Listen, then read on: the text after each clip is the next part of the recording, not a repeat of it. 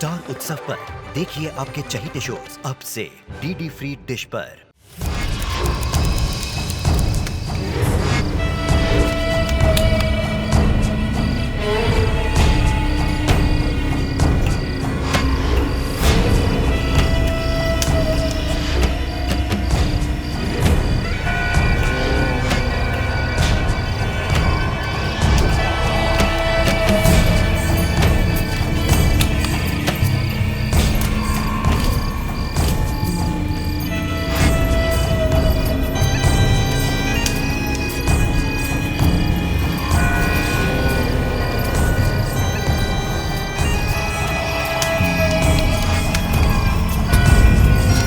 अबे गाढ़ा रंग लगाना चाहिए ऐसे ताकि लोग पहचान न सके। जी भैया जी। जी भैया जी। हाँ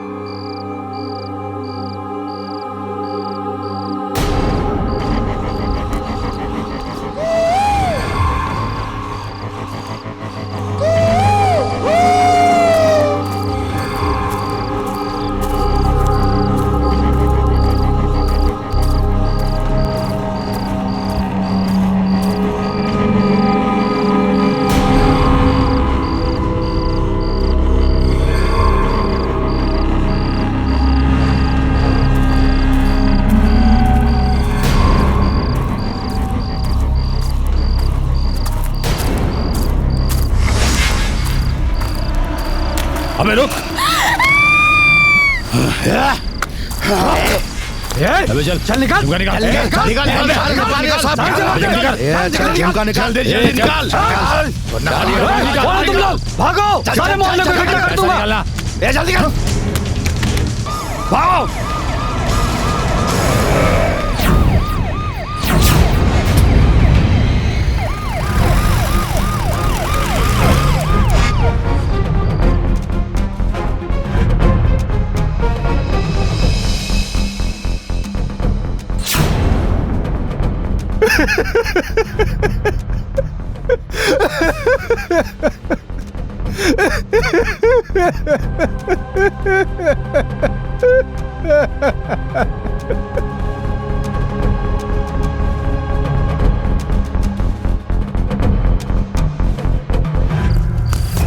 अबे आज तक किसी गवाह को हमने जिंदा नहीं छोड़ा। भैया जी वो तो पुलिस आ गई वरना उधर ही काट डालता उसको। सफाई नहीं सुनिए तेरी। इससे पहले कि वो पुलिस को हम तक पहुंचाए ठिकाने लगा दे उसको। ठीक है भैया जी, अब तो उसे ठिकाने लगा कर ही आपको शक्ल दिखाऊंगा। चलो।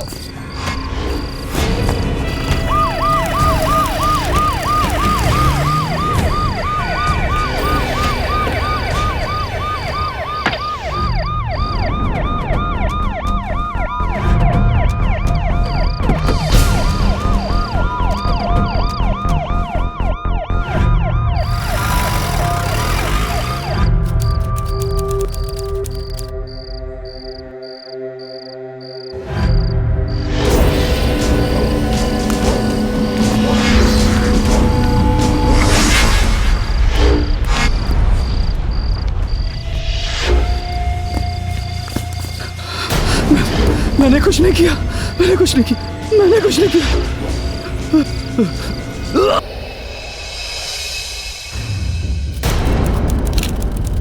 प्रदेश से सूचना आ रही है कि कच्चा बनियान गैंग ने एक और शख्स को मौत के घाट उतार दिया है। आज तक किसी गवाह को जिंदा नहीं छोड़ा। एक और फैमिली शिकार बनी कच्चा बनियान गैंग। पूरे प्रदेश में दहशत है। क्या ये लोग कभी पकड़े नहीं जाएंगे?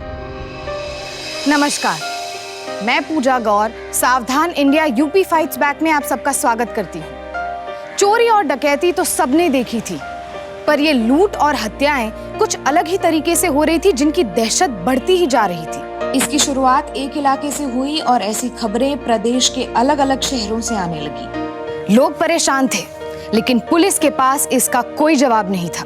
असलियत में किसी के पास भी इन लुटेरों के बारे में सीधे तौर पर कोई जानकारी नहीं थी। कहा जा रहा था कि ये लुटेरे कच्चा बनियान पहनते हैं, बदन पर तेल और चेहरे पर काला पेंट लगाते हैं ताकि ये पकड़े न जाएं। कुछ लोगों का तो ये भी कहना था कि ऐसी कोई गैंग थी भी या ये महज अफवाहें थी, क्योंकि उन्होंने किसी भी चश्मदीद गवाह को जिंदा नहीं छोड़ा था जो उनके बारे में कुछ बता सके। ये लुटेरे अंधेरे में आते थे और अंधेरे में ही खो जाते थे, और मीडिया ने इन्हें कच्चा बनियान गैंग नाम दे दिया था। हमारी आज की कहानी उस पहले गवाह की है जिसने इस पूरे गैंग का पर्दाफाश करने में सबसे अहम भूमिका निभाई। पिछली कुछ लूट और हत्याओं के बाद अब ये गैंग अपने नए शिकार की तलाश में था।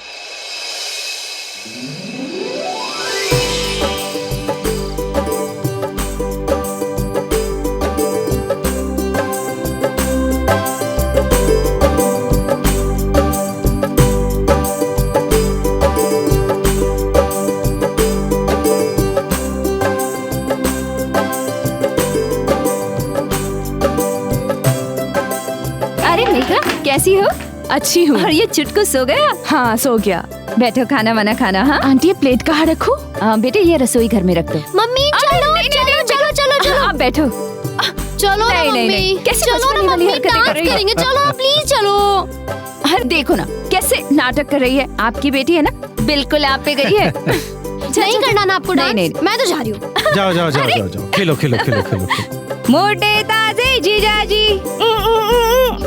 देखो ना कितनी बड़ी हो गई है, लेकिन अभी तक इसमें बचपना नहीं गया। सविता, कल को शादी हो जाएगी तब कहाँ देखने को मिलेगा ये? ए जी, आप रोते हुए ना बिल्कुल अच्छे नहीं लगते। एक तो चश्मा खराब हो जाएगा और ऊपर से शक्ल ना बिल्कुल बंदर जैसी लगेगी। और तुम भी बिल्कुल मत रोना, मेकअप उतर जाएगा तो बंदरिया लगोगी। तारा मोटे महंगे जीजा जी। रुक, अभी बताती हूँ तुझको। रुक।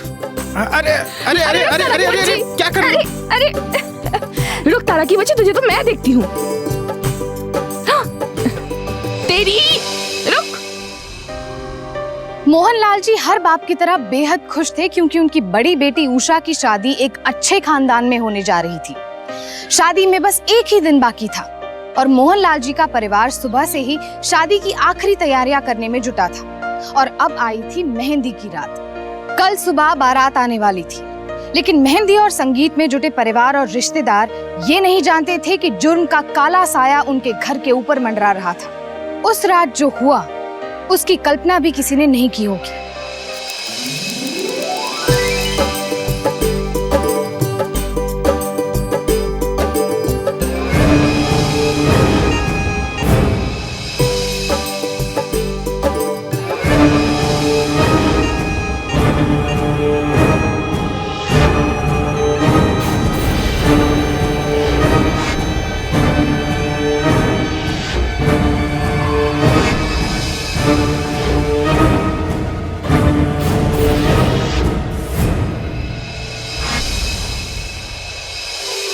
कल बारात आ जाएगी और सामान अभी तक पूरा आया भी नहीं है। सविता तुम चिंता मत करो, सब ठीक हो जाएगा। आंटी आप यहाँ हैं? सुम्मी काकी आपको कब से बुला रही है, आइए जरा।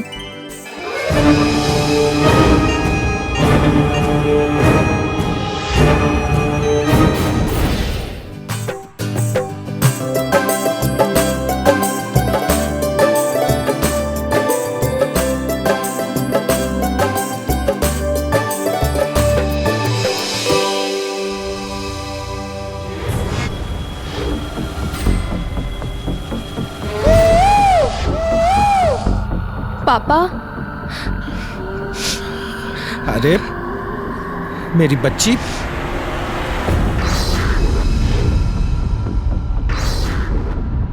अरे मेरी बच्ची ऐसे रोते नहीं। पापा। कहाँ दूर जा रही हो तू? यही तो है नजदीक में। जब इच्छा हो तब आ जाना। हाँ बेटा।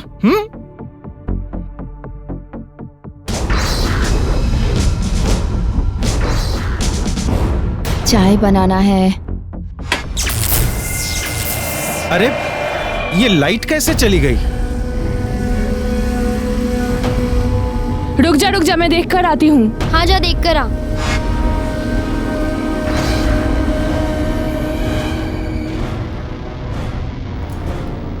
अरे इस लाइट को भी अभी जाना था।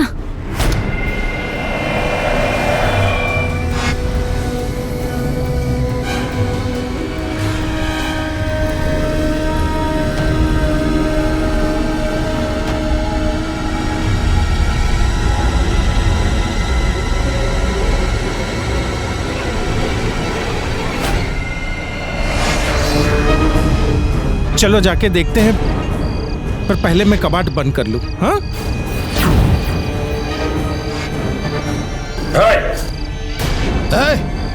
पापा कौन हो तुम? क्या चाहिए तुम्हें? अरे क्या कर रहे हो? क्या कर रहे हो? लगता है किसी ने शरारत में ना मेन स्विच बंद कर दिया था। अब लाइट आ गई ना। चलो चलो आप अपनी रस्म शुरू करो। अच्छी मेहंदी लगाओ। अरे ये तारा और उषा कहाँ है? ये दोनों लड़कियां भी ना अभी तक इनका बचपना खत्म नहीं हुआ। मैं अभी इन्हें बुलाती हूँ। तारा, उषा, अजी सुनते हो? उषा,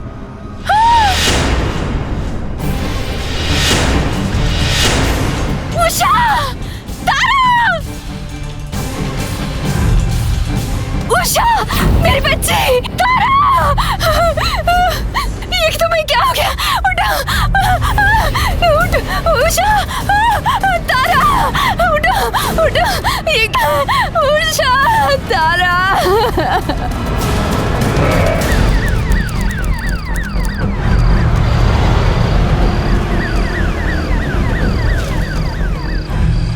शादी का माहौल कुछ देर में मातम में बदल चुका था।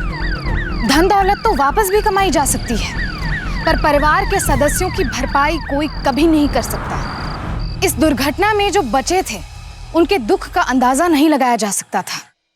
आखिर कौन थे ये लोग? क्या ये शादियों में हमला करके लूटने वाले डकैत थे या किन्हीं खास लोगों का इसमें हाथ था? घटनास्थल पर मिले सबूतों के आधार पर पुलिस उन्हें ढूंढने की कोशिश कर रही थी। कुछ ही पल में उन कमीनों ने शादी वाले घर को मातम में बदल दिया। सर। हाँ चौबे जी, कुछ मालूम पड़ा? सर पता चला रात को मेहंदी के टाइम लाइट चली गई और वो मोहनलाल जी और उनकी फैमिली का क्या हुआ? सर मोहनलाल जी को भी चोट आई है, पर वो ठीक हैं। और सर बड़ी बेटी जिनकी शादी थी उषा, सर वो नहीं बची। सर उनकी छोटी बेटी तारा अभी भी सीरियस है सर। ऐसी। चौबे जी आप एक काम कीजिए, चौकी की हर पुलिस को इन्फॉर्म कीजिए कि वो आने जाने वाली हर गाड़ी को चेक करें और शहर का चप्पा चप्पा छान मारिए। मुझे उन कमीनों की अपडेट चाहिए जल्द से जल्द। जी सर। और आप लोग, मुझे फॉरेंसिक जांच की रिपोर्ट चाहिए immediately. Yes sir. Choubey ji ये पेंट और ऑयल के निशान देख रहे हैं? कुछ ना कुछ चक्कर जरूर है। चौबे जी वो लोग पीछे के दरवाजे से आए होंगे। मतलब ये लोग शातिर लोग हैं सर। इन लोगों की ये पहली चोरी नहीं हो सकती है सर। उनको ये बात पहले से ही मालूम होगी कि शादी वाला घर है, इसलिए भाई गहने और पैसे तो खूब मिलेंगे। पहले उन लोगों ने मेन स्विच ऑफ किया। लोग घबरा के जब घर से बाहर भागे तो इसी अफरा तफरी का फायदा उठा के वो लोग अपना काम खत्म करके निकल गए। सर आसपास के इलाकों में ऐसी कई वारदातें हुई हैं। मीडिया ने इस गिरोह को कच्चा बनियान गिरोह नाम दे रखा है सर। कच्चा बनियान गैंग, बढ़िया नाम है। लेकिन चौबे जी ये कच्चा बनियान जींस जो भी गैंग है, अब हमारा ये फर्ज बनता है कि ये घटिया वारदात वो लोग दोबारा ना कर पाए। पूरी कोशिश रहेगी सर। आप यहाँ का काम देखिए, मैं हॉस्पिटल होके आता हूँ। Okay sir. कच्चा बनियान gang.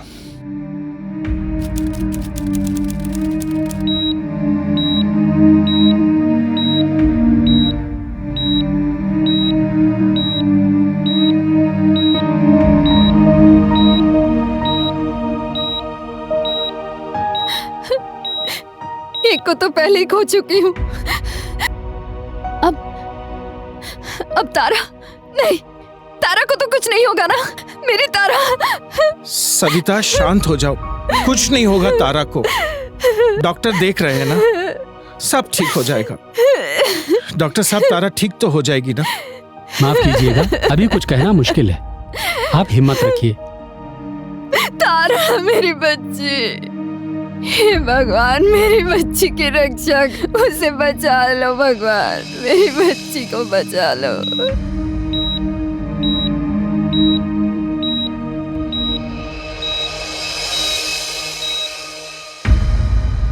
I am sorry Mohanlal ji, मैं ऐसे नाजुक वक्त पे आपसे पूछताछ कर रहा हूं, लेकिन क्या करें, यह भी हमारी ड्यूटी है।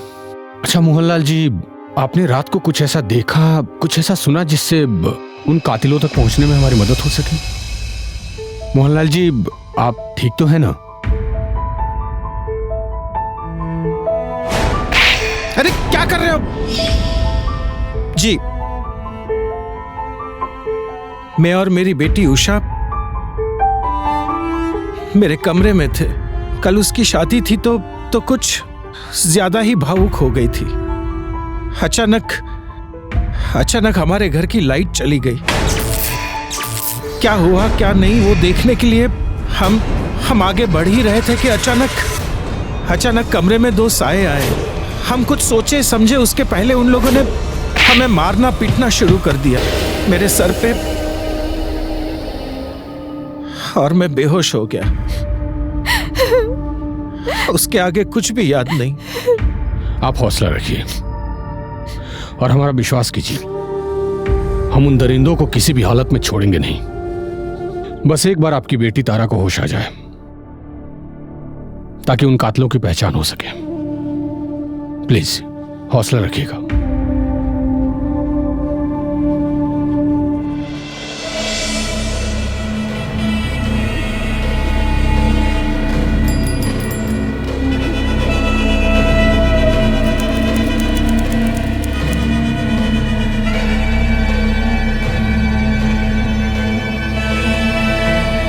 बुड्ढे ने कुछ ना देखो। और लड़की ने देख लिया है सब, और लड़की हमें फंसा सकती है। बंदोबस्त कर लो उसका। उस लड़की की आंखें नहीं खोलनी चाहिए बस। भैया जी आप टेंशन ना लो, उस ससुरी को तो मैं हॉस्पिटल में ही मार दूंगा भैया जी। हाँ ठीक है ठीक है, अब इस बार शादी के मौसम में बड़ी अच्छी बॉडी हुई है। हाँ? उठाओ उठाओ माल उठाओ। कुछ खा लेते हैं। अरे गिल्लो आ जाओ।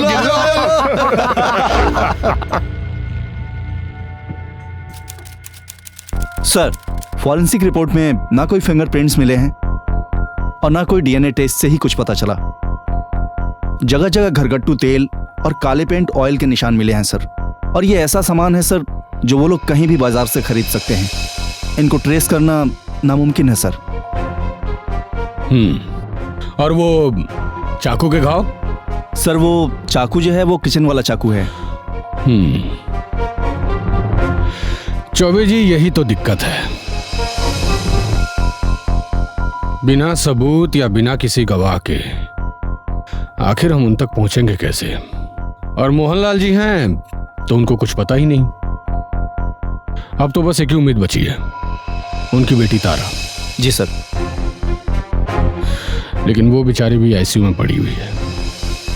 भगवान न करे अगर उस लड़की को कुछ हो गया तब तो। तारा मेरी बच्ची, भगवान का लाख लाख शुक्र है जो तुझे होश आ गया। दीदी, दीदी कैसी है? उषा अब ना बेटा ना, तुम्हें अभी कुछ नहीं सोचना है, बस जल्द से जल्द ठीक हो जाना है। मेरी बच्ची ना बेटा। मोहनलाल जी, बेहतर होगा तारा को थोड़ा रेस्ट करने दें। पेन किलर का असर कुछ ही घंटों में हो जाएगा, फिर आप मिल लीजिएगा। Let her rest first. मुझे छोड़ के मत जाओ आप लोग। नहीं मेरा बच्चा, हम कहीं नहीं जा रहे, हम यही हैं, हम यही हैं, तेरे साथ ही है बेटा, तेरे साथ। तो आराम कर मेरा बच्चा, चलो आराम कर मेरा बच्चा, आराम कर, हम आ रहे हैं।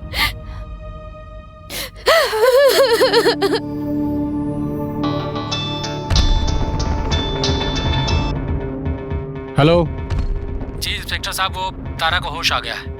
क्या बात कर रहे हैं? That's good. अच्छा हम अभी आते हैं। नाइस। चौबे जी। जी सर। एक गुड न्यूज़ है, वो लड़की तारा को होश आ गया। Good sir. चलिए आइए आइए आइए सर।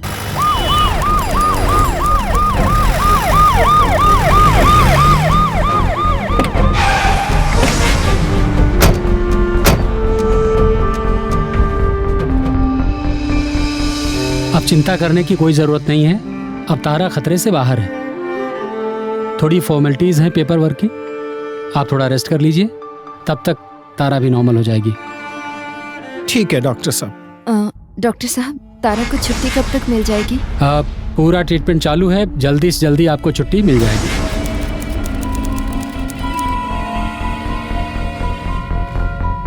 चौबे जी, आप दूसरे थानों में भी खबर कीजिए कि आखिर ये किसका काम हो सकता है।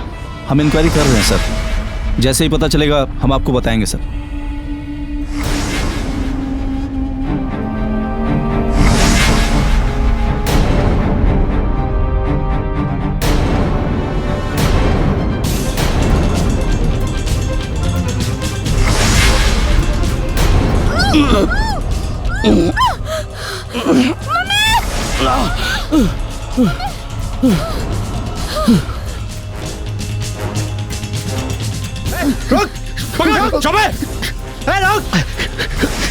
हाँ क्या हुआ? तारा, रुक। पकड़ साले को। मेरे बच्चे, क्या हुआ बेटा? मेरे बच्चे, हाँ? जिसने दीदी को मारा था वो मुझे मार देगा। डॉक्टर साहब देखिए क्या हुआ उसे। ठीक है ना डॉक्टर साहब, मेरी बच्ची ठीक है ना? प्लीज प्लीज आप घबराइए नहीं। घबरा मत मेरी बच्ची।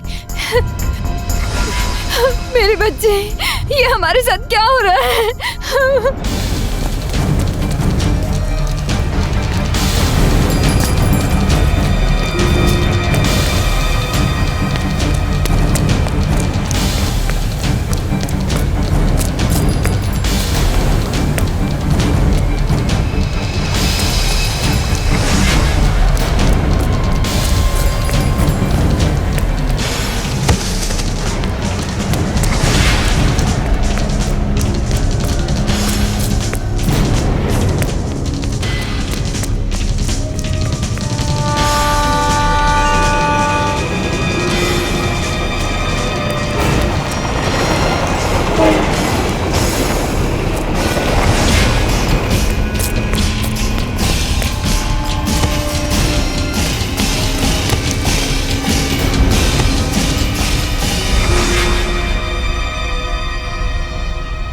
कच्छा बनियान गैंग का आतंक हर तरफ था।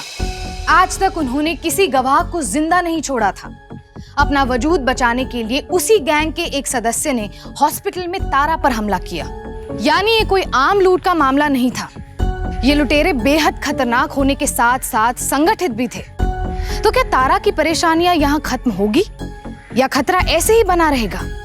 इंस्पेक्टर विश्नोई ने भी किसी भी हालत में इस गिरोह को पकड़ने की कसम खा ली थी। पूरे घर में अंधेरा था। मैंने ऊपर जाकर देखा तो वो लोग दीदी और पापा को मार रहे और फिर मुझे कुछ याद नहीं है। अच्छा, आपको उस आदमी का चेहरा याद है? मैं वो चेहरा कभी नहीं भूल सकती। वो सब लोग कच्छा पहने हुए थे और अपने बदन पर काला रंग पोता हुआ था। कच्छा बनियान का। ठीक है, मैं अपने डिपार्टमेंट के स्केच आर्टिस्ट को बुलवा लेता हूँ। अगर एक बार उस आदमी का चेहरा बन गया तो फिर वो कहीं छुप नहीं सकता। लेकिन इंस्पेक्टर साहब, पुलिस की मदद करने में कहीं ऐसा ना हो कि हमारे बच्चे। देखिए, आप उसकी चिंता मत कीजिए। मैंने ऑलरेडी 2 कांस्टेबल आपकी बेटी की हिफाजत में रख छोड़े हैं। वो घर, हॉस्पिटल, हर जगह 24 घंटे इनकी सुरक्षा में रहेंगे जब तक वो दरिंदे पकड़े नहीं जाते। पर इंस्पेक्टर साहब, कौन है ये लोग? कब तक पकड़े जाएंगे? उन्होंने मेरी बच्ची को मार डाला, मेरा घर उजाड़ दिया, सब कुछ तो लूट लिया इन लोगों ने। अब क्यों पड़े हैं मेरी इस बच्ची के पीछे? मेरी तारा। सविता, अपने जज्बातों पर काबू रखो। संभालिए आप इनको। पुलिस को उन्हें अपना काम करने दो। चौबे। सर, इस गैंग का पता किया सर। ऐसे बहुत से केस हुए हैं सर, जिसमें आज तक विटनेस नहीं मिला है सर। लेकिन चौबे इस बार बचेगा। धर दो पोचेंगे सालों को। गंगाराम जी। Yes sir. और पांडे जी, आप लोग इस लड़की की हिफाजत अपनी जान से बढ़कर कीजिएगा। इस लड़की का जिंदा रहना हमारे लिए बहुत जरूरी है। वो लोग एक बार नाकाम हो चुके हैं, इसलिए दोबारा अटैक कर सकते हैं। कोई चूक ना होने पाए। आप आइए।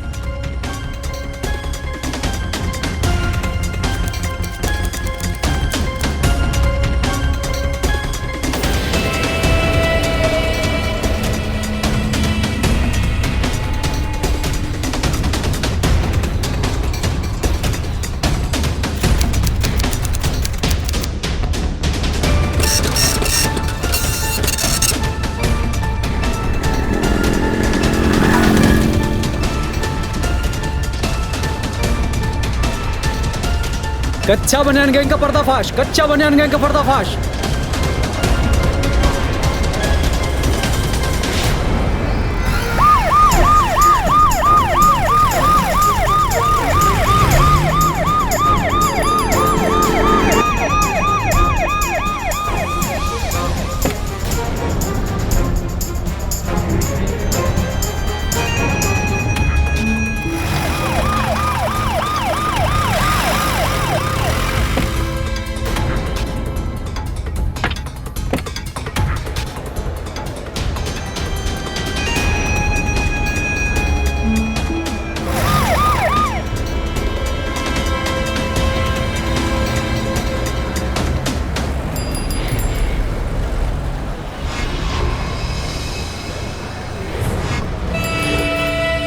पलटू, इधर आ। जी भैया जी। अब ये लड़की अभी तक जिंदा क्यों है? हाँ भैया जी, हमने भी पढ़ लिया है, पर भैया जी ऐसी बात ना हमने कोशिश करी थी, पर अचानक ससुरी वहाँ पे पुलिस आ गई। अब एक लड़की नहीं संभली तुमसे, आज फुट टॉक बार में आ गया, कल पुलिस घर तक पहुंच जाएगी। ऐसी बात ना भैया जी, तब तक तो हम ससुरी को... ना हो तो अच्छा है। अबे समझा कि नहीं? ना हो तो अच्छा है। हर हाल में वो लड़की का मरना जरूरी है, बस। पर भैया जी, पुलिस वालों ने 2 हवलदार भेज दिए उसकी सुरक्षा के लिए। तो हमने भी चूड़िया पहन के न रखी ना। अबे इतना ही डरता है तो बाप की चक्की पे जाके बैठ और आटा पीस। अबे समझा कि नहीं? जी। हे बल्टू, हमले की तैयारी कर। क्या? चल बे।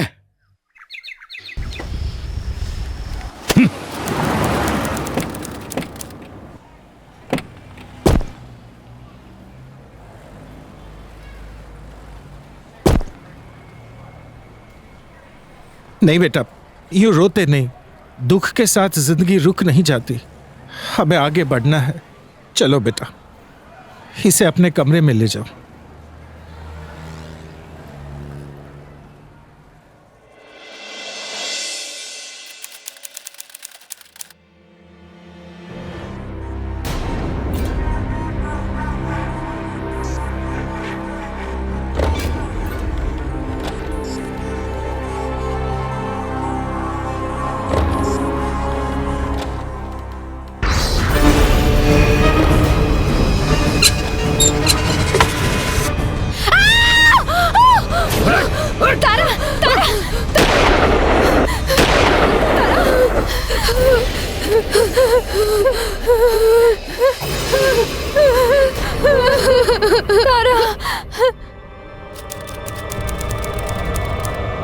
गधों की फौज बनाई है मैंने।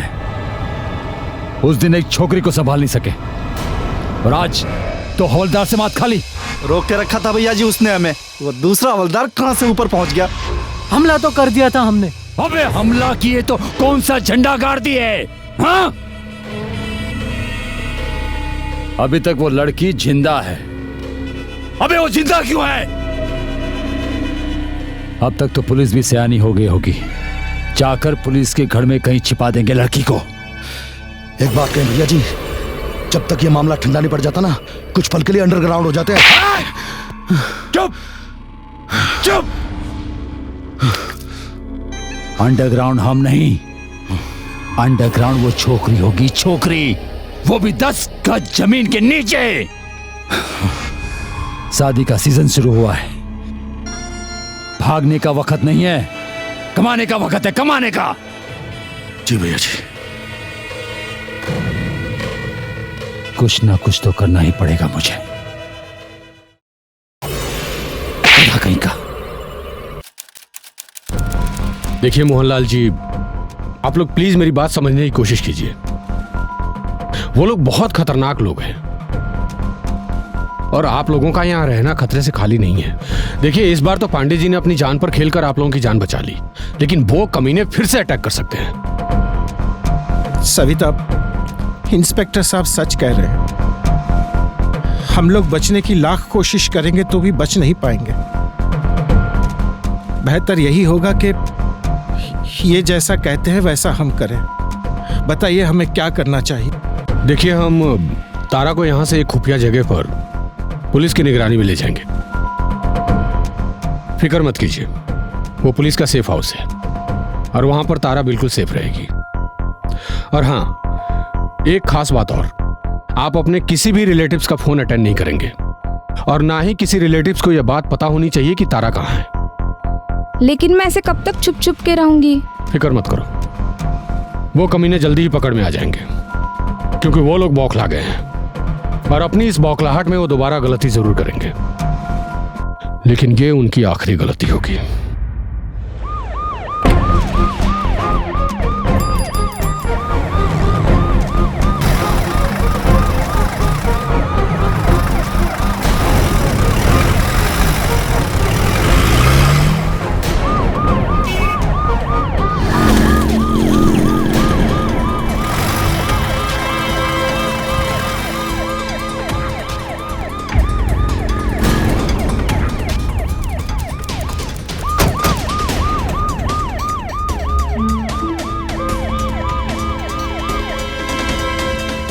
अबे खबर मिली है उस छोकरी को पुलिस वालों ने शहर के बाहर किसी खुफिया जगह पे रखा है। कहते हैं वो पुलिस का गढ़ है, कड़ा बंदोबस्त भी है। तो फिर कैसे होगा भैया जी? अबे अगर हम उस तक पहुंच नहीं सकते तो उस छोकरी को हमारे पास आने के लिए मजबूर कर देंगे। अबे समझा कि नहीं? समझ गया भैया जी, समझ गया। पर छोड़ेंगे नहीं, नहीं छोड़ेंगे। चलो अब हम चलते हैं। आप दोनों भी यहीं रुक जाइए ना, मुझे बहुत डर लग रहा है पापा। नहीं बेटे, अब डरने की जरूरत नहीं है। यहाँ पुलिस की सारी टीम तैनात है, तुम यहाँ बिल्कुल सुरक्षित हो। हाँ बेटा, तुम अब आराम कर लो। और हाँ, नींद ना आए ना तो जो डॉक्टर ने दवा बताई है ना, वो खाकर सो जाना। और फिर हम लोग कल सुबह आ ही जाएंगे ना। अपना ध्यान रखना मम्मी। चले। अपना ध्यान रखना पापा।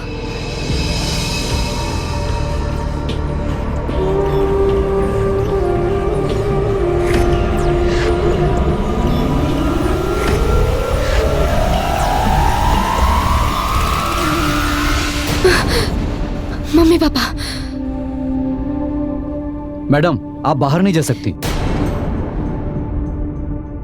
इंस्पेक्टर साहब का हुक्म है, ये आपके मम्मी पापा बिल्कुल सुरक्षित हैं। आप अंदर जाइए, अंदर जाइए।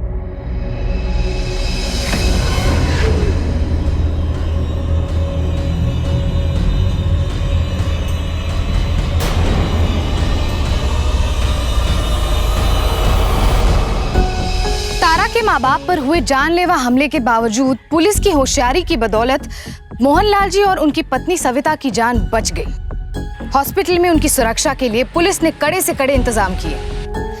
तारा दुख, दर्द और मानसिक दबाव से घिरी हुई थी। तारा, वो लोग चाहते हैं कि तुम पुलिस सिक्योरिटी से बाहर आ जाओ, ताकि वो लोग तुम पर अटैक कर सके। ताकि वो लोग तुम्हें भी चुप कर सके। अगर ऐसा नहीं किया तो, लेकिन तारा, हम पुलिस वाले तो कम से कम पुलिस नहीं, प्रोटेक्शन भी नहीं, कुछ नहीं चाहिए हमें। मैं आजादी से जी नहीं सकती तो मर तो सकती हूं ना, लेकिन डर डर के नहीं। बस सर, अब और मदद नहीं चाहिए आपकी। Thank you. तारा,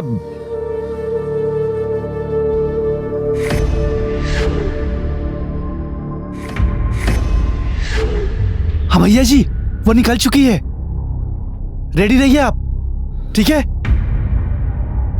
सर, आप जानते हैं इसमें कितना बड़ा खतरा है? चौबे, हम अच्छी तरह से इस बात को जानते हैं, लेकिन जिस लड़की ने कुछ ही दिनों में अपनी पूरी दुनिया को उजड़ते हुए देखा हो, उसे कैसे समझाओगे तुम?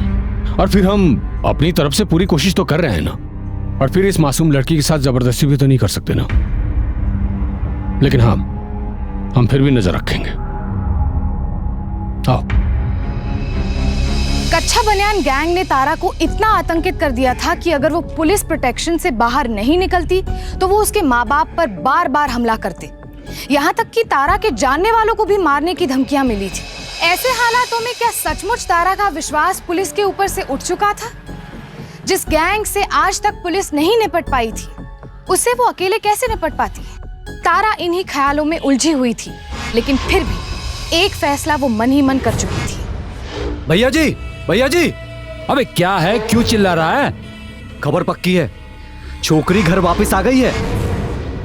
कहो तो काम तमाम कराएं। ओए नहीं, अबे इस बार कोई गलती नहीं होनी चाहिए। हम सब साथ चलेंगे।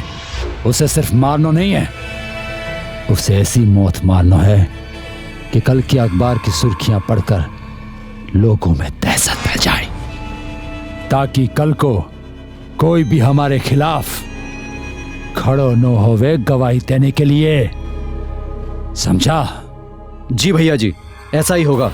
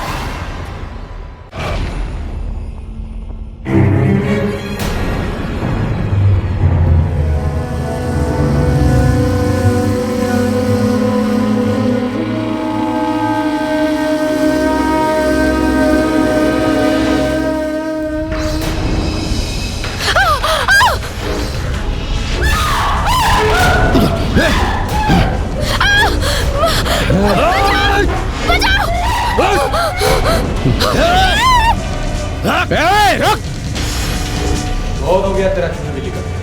अगर तमाशा किया ना, यही ठोक। चौबे, ले जाओ इनको। चल चल।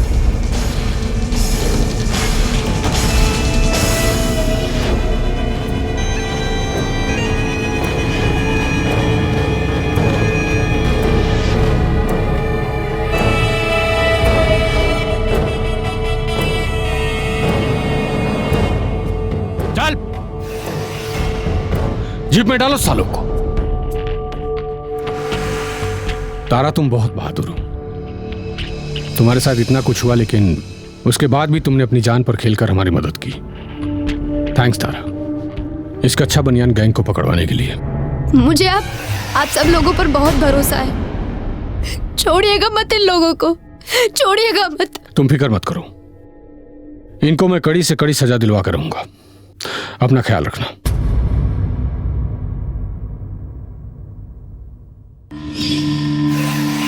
मैं घुट-घुट कर नहीं जी सकती।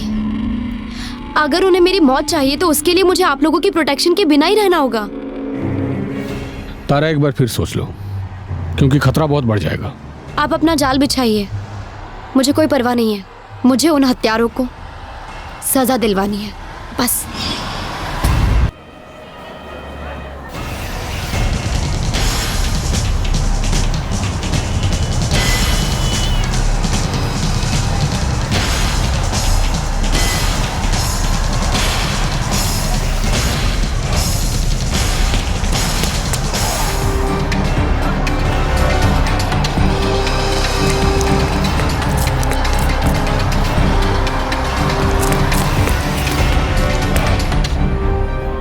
इस घटना से पहले न केवल उत्तर प्रदेश बल्कि 24 और अलग अलग प्रांतों में 50 से भी ज्यादा घटनाएं घट चुकी थी, जिसमें तकरीबन 20 से भी ज्यादा लोग मारे जा चुके थे। सन 1999 से लेकर 2001 तक कच्चा बनियान गिरोह के आतंक ने पुलिस से लेकर प्रशासन तक की नींदें उड़ा रखी थी। यूपी के इस गैंग के पकड़े जाने के बाद पूरे उत्तर प्रदेश राज्य में कच्चा बनियान गैंग का आतंक खत्म हो गया। बार बार हमलों के बाद तारा के पास दो रास्ते थे, या तो अपने परिवार के साथ किसी सुरक्षित जगह पर चली जाती या फिर वहीं रहकर इन वहशी दरिंदों को उनके अंजाम तक पहुंचाने में पुलिस की मदद करती। तारा ने दूसरा रास्ता अपनाया जो कि बेहद मुश्किल था, लेकिन ऐसा करके उसने कई निर्दोष लोगों की जान बचा ली। कच्चा बनियान गिरोह के लोगों को आईपीसी की धारा 302, 307, 348 और 370 के तहत कड़ी से कड़ी सजा सुनाई गई। पुलिस अगर अपराधियों को पकड़ती है तो उन्हें नागरिकों के भी साहस और सहयोग की जरूरत होती है। हम तारा जैसे लोगों की हिम्मत को सलाम करते हैं जो डर के बजाय साहस को चुनते हैं। अब मुझे इजाजत दीजिए, कल फिर मिलेंगे जुर्म से जंग की ऐसी ही बेमिसाल कहानी के साथ। तब तक के लिए सावधान इंडिया, यूपी फाइट्स बैक। जुर्म से जंग जारी है, अब यूपी की बारी है।